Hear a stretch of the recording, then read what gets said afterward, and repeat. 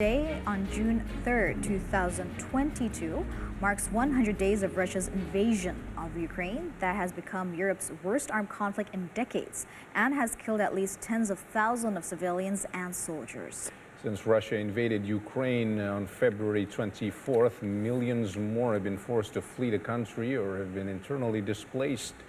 Besides, factories, hospitals, bridges, schools, and residences have been destroyed due to the war between the two countries.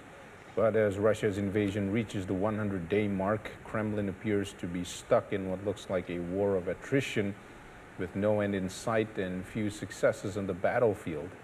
However, it seems increasingly unlikely to loosen its grip on the territory it has gained so far.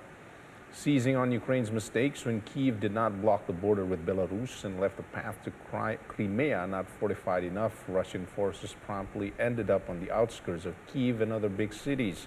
But soon, they lost this benefit as convoys of Russian armor seemed stalled on long stretches of highway and troops ran out of supplies, especially fuel, becoming easy targets.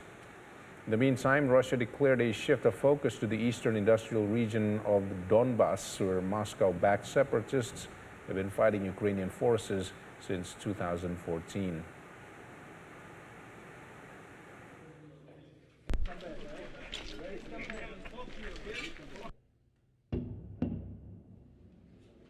Hong Kong Chief Executive Carrie on Friday opened a new pier in a town in a curious corner of Hong Kong.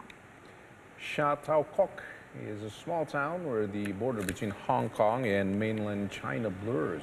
It's usually out of bounds to all Hong Kong residents, apart from the people who live there. If you're not a resident, you have to get a special permit to enter. It is officially a frontier-closed area left over from the 1950s when Hong Kong was still a British colony and people from China were fleeing communism. Authorities in Beijing and Hong Kong say they are planning to develop Hong Kong's rural New Territories districts to try to make Hong Kong part of a greater Bay Area together with mainland China's Guangdong province.